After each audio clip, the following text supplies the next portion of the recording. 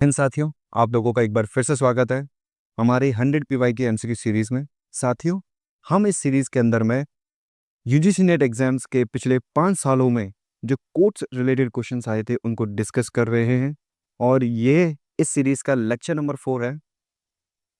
यदि आपने पिछले 3 लेक्चर्स नहीं देखे हैं तो मैं इस वीडियो के डिस्क्रिप्शन में उन तीनों लेक्चर्स की जो लिंक है वो प्रोवाइड कर दूंगा। वहाँ से आप उन तीनों लेक्चर को देख सकते हैं और अपने मार्क्स को इनहेंस कर सकते हैं, इंक्रीज कर सकते हैं। साथियों, आगे बढ़ने से पहले मैं आप सभी से रिक्वेस्ट करना चाहूँगा कि यदि आपने अभी तक हमारे चैनल को सब्सक्राइब नहीं किया है तो प्लीज़ आप हमारे चैनल को सब्सक्राइब कर लीजिए, जिससे कि यूजीसी नेट एग्जाम से रिलेटेड जितने भी मैं वीडियोस अपलोड करूँगा उसकी नोटिफिकेशन जो है आपके फ़ोन के पास में चले जाएगी। तो साथियों, और मैं आप लोगों से ये रिक्वेस्ट करना चाहता हूँ कि यदि ये हमारी जो सीरीज़ है वो आपको यदि पसंद आ रही है, हेल्पफुल है आपके लिए, तो आप इस सीरीज़ को लाइक करिए, अपने साथियों के साथ में इसको शेयर करिए ताकि वो भी इस इनिशिएटिव का जो है फ़ायदा उठा सकें। चलते हैं दोस्तों, आगे बढ़ते हैं और देखते हैं आज की हमारे इस लेक्चर का पहला क्वेश्चन। और हमारा पहला क्वेश्चन है कि who among the following said the concept of citizenship has gone out of fashion among political thinkers. निम्नलिखित में से किसने कहा है कि नागरिकता की अवधारणा राजनीतिक विचारकों के बीच अब प्रचलन में नहीं रही है? इसका ऑप्शन नंबर ए है वोगल एंड मॉरेन, ऑप्शन बी है वैन गुन्स्टेरन, ऑप्शन सी है हैबरमास या फिर डी गैल्स्टोन। साथियों, आप जो है इस प्रश्न का उत्तर देने का प्रयास करेंगे और इसका जो करेक्ट आंसर है वो है option number B, Van Gunsteren. Van Gunsteren कहते हैं कि आजकल के जो मॉडर्न पॉलिटिकल थिंकर हैं they are no longer interested in talking about citizenships. वो कहते हैं कि the idea of being an active और रिस्पॉन्सिबल सिटीजन इज इग्नोर्ड और इधर इग्नोर्ड और forgotten by many scholars today. आज जो है स्कॉलर्स को या तो भुला चुके हैं या पूरी तरीके से इग्नोर कर चुके हैं। अब इसका कहने का तात्पर्य क्या है? इससे वो कहते हैं कि आजकल जो स्कॉलर्स हैं उनका जो फोकस है वो इंडिविजुअल राइट्स के ऊपर में है, पर्सनल आइडेंटिटी के ऊपर है, इकोनॉमिक मैटर्स पे है, बट सिटीजनशिप को वो पूरी तरीके से भूल चुके हैं। सिटीजनशिप जो है पासपोर्ट होने से ज्यादा इंपॉर्टेंट है। सिर्फ वोटिंग करना या फिर पासपोर्ट होना ही सिटीजनशिप नहीं होती है। वो कहते हैं कि सिटीजनशिप का मतलब है taking part in public life, showing responsibility and helping democracy is citizenship. Van Gunsteren believe करते हैं कि if people care only care about their rights and not about their duties as citizens then democracy become weak. तो democracy क्या हो जाएगी? Week हो जाएगी। चलते हैं हमारे नेक्स्ट क्वेश्चन की ओर। हमारा नेक्स्ट क्वेश्चन है कि who said justice is the first virtue of social institutions. किसने कहा है कि न्याय सामाजिक संस्थाओं का पहला गुण है? अरिस्टोटल, जॉन रॉल्स, एंड्रिया डॉर्किन या फिर मैकिनन। इसका जो करेक्ट आंसर है वो है option number B, John Rawls. John Rawls एक famous 20th century political philosopher है और उन्होंने अपने इस आइडिया को अपनी book a theory of justice जो इन्होंने 1971 में लिखी थी उसमें दिया है। इस कोट में बेसिकली जॉन रॉल्स कह रहे हैं कि just like truth is essential for theories, जिस तरीके से थ्योरीज के लिए सच्चाई जरूरी है उसी तरीके से justice is essential for institutions, उसी तरीके से न्याय जरूरत है इंस्टीट्यूशंस की। रॉल्स बिलीव करते हैं कि जो सामाजिक इंस्टीट्यूशन है, जैसे कि हमारी कानून व्यवस्था, जैसे कि हमारा एजुकेशन सिस्टम, जैसे कि हमारा economic system, economy, right, that these all institution must be built and judged based on how just और फेयर दे आर। वो कितने न्यायपूर्ण हैं, कितने जस्ट हैं, इस आधार पर इनको जज किया जाना चाहिए। वो कहते हैं कि नो मैटर हाउ एफिशिएंट और well organised an institution is, but if it is unjust it must be reformed और एबॉलिश। वो कहते हैं कोई भी ऑर्गेनाइजेशन कितना ही एफिशिएंट और वेल ऑर्गेनाइज क्यों ना हो, यदि वो अनजस्ट है तो उसको या तो खत्म कर देना चाहिए, उसमें रिफॉर्म लेकर के आना चाहिए। चलते हैं नेक्स्ट क्वेश्चन की ओर। हमारा नेक्स्ट क्वेश्चन है who among the following said political equality therefore is never real unless it is accompanied by virtual economic equality। निम्नलिखित में से किसने ये कहा है कि राजनीतिक समानता वास्तव में कभी वास्तविक नहीं होती जब तक उसके साथ आभासीय आर्थिक समानता ना हो? इसके ऑप्शन है जेएस मिल, हेरोल्ड जे लास्की, जॉन कॉट्स्की या फिर एल्फ्रेड कॉबिन। इसका जो करेक्ट आंसर है वो है option number B, Harold J Laski. ये हेरोल्ड जे लास्की हैं, वो एक ब्रिटिश पॉलिटिकल थिंकर हैं और सोशलिस्ट भी हैं। He is basically linked with Fabian Society and Labour Party in UK. वो स्ट्रांगली बिलीव करते थे कि ट्रू डेमोक्रेसी होने के लिए पॉलिटिकल राइट्स और इकोनॉमिक फेयरनेस दोनों बहुत जरूरी है। लास्की कहते हैं कि you may give a poor person the right to vote, but if they are hungry, jobless और economically exploited, they can not truly exercise that vote freely. वो कहते हैं कि यदि आप किसी गरीब को राइट टू वोट दे देते हैं लेकिन वो जॉबलेस है, भूखा है, इकोनॉमिकली एक्सप्लॉइटेड है, तो वो उस वोट का, राइट टू वोट का जो है फ्रीली तरीके से एक्सरसाइज नहीं कर पाएगा।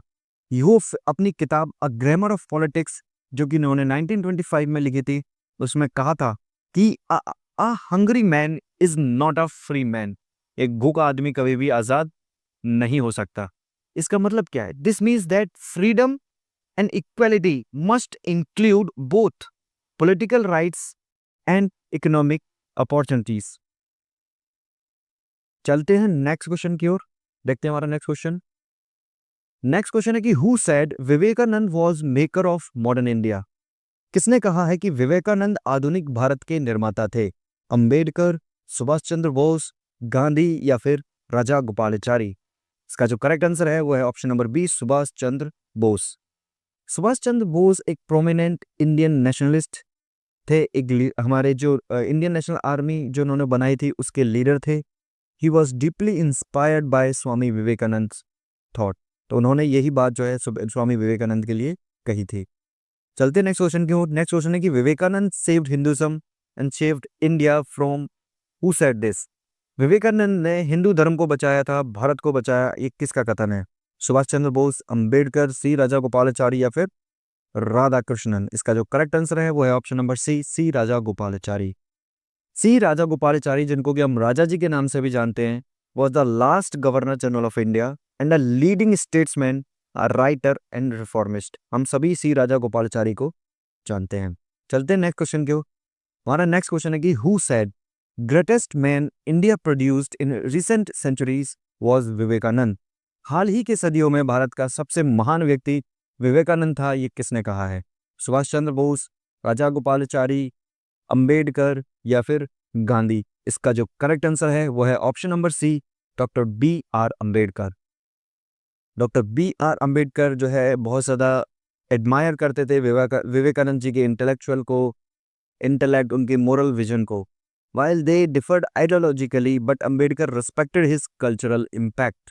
नेक्स्ट क्वेश्चन देखते हैं। Who said communism is not love, it is a hammer to crush the enemy?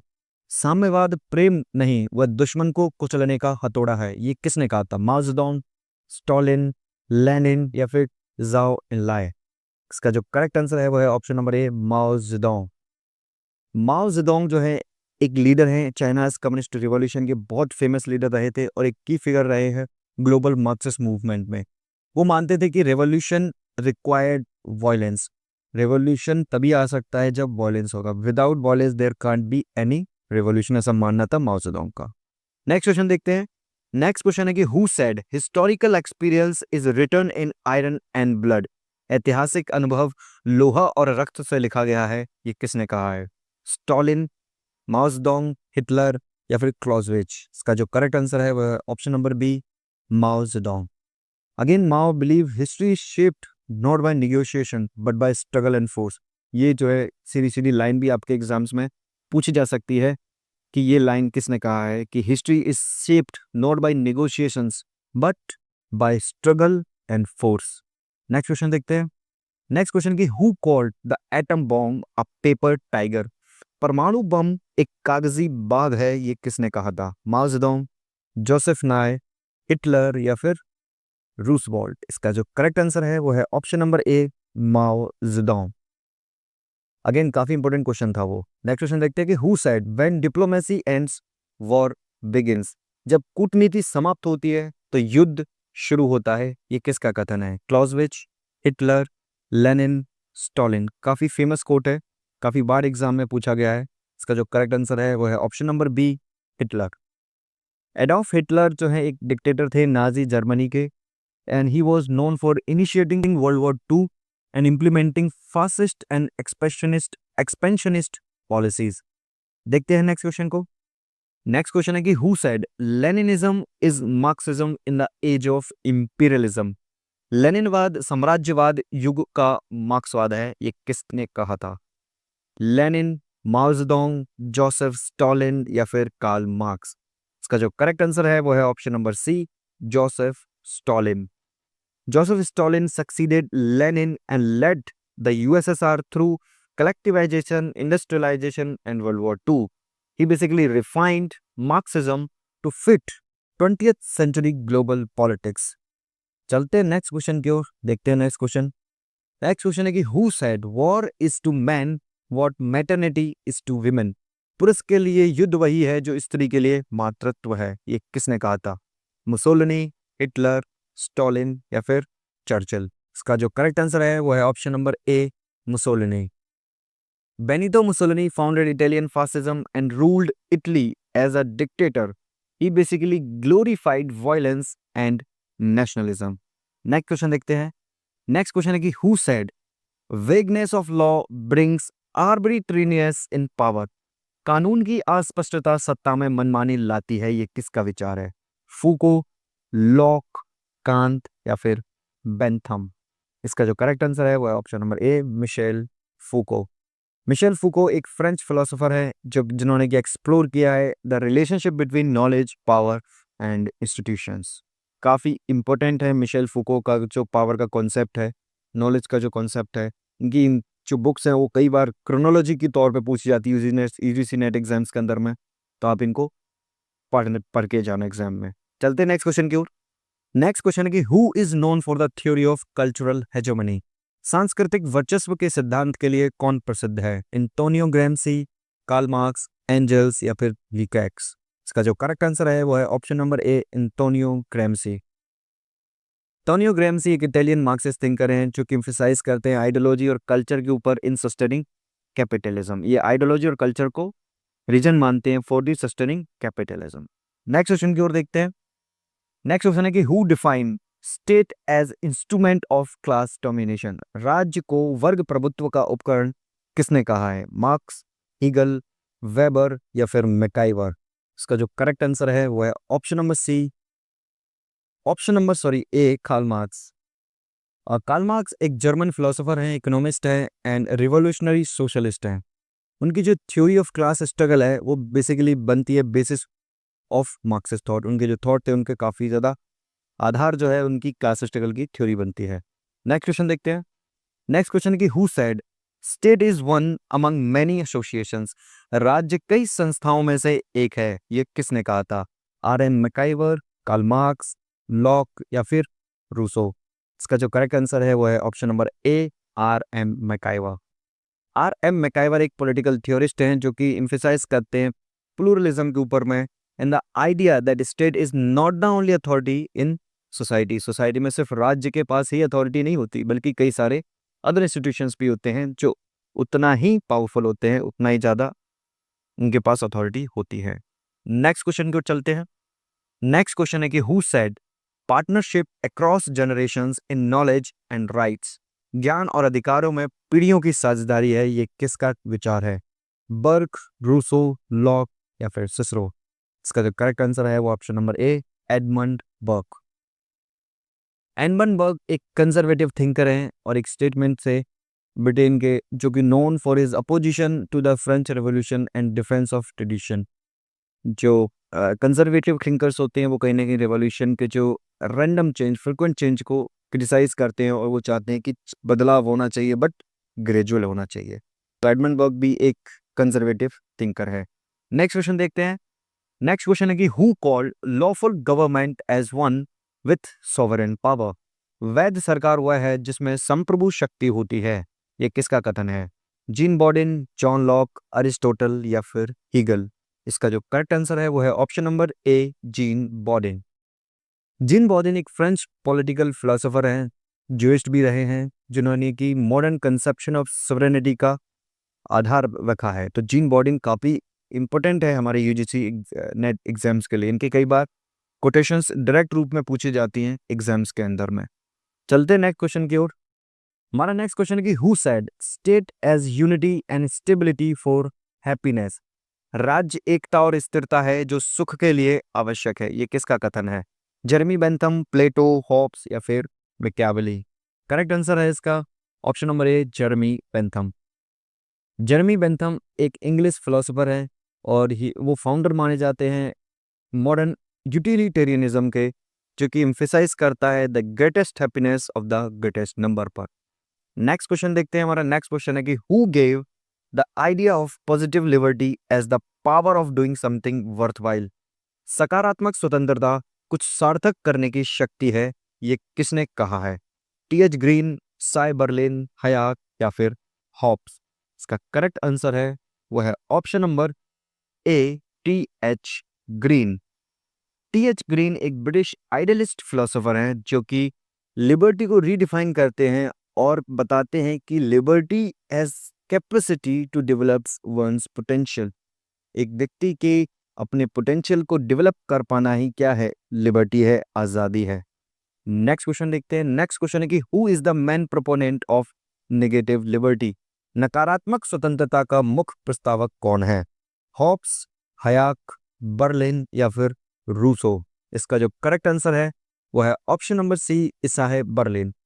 इसाहे Berlin एक पॉलिटिकल फिलोसोफर हैं जिन्होंने की पॉजिटिव लिबर्टी और नेगेटिव लिबर्टी के बीच में डिस्टिंक्शन किया है। नेक्स्ट क्वेश्चन देखते हैं।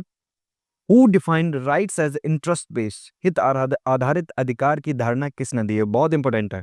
टी.एच. ग्रीन, कांत, रोनाल्ड डॉर्किन या फिर लास्की? इसका जो करेक्ट आंसर है वो है option number A, T H. Green. T H. Green basically linked है rights with moral development and social wellbeing के साथ में। तो बहुत इंपॉर्टेंट है टी.एच. ग्रीन के जो राइट्स के ऊपर में थॉट्स हैं वो।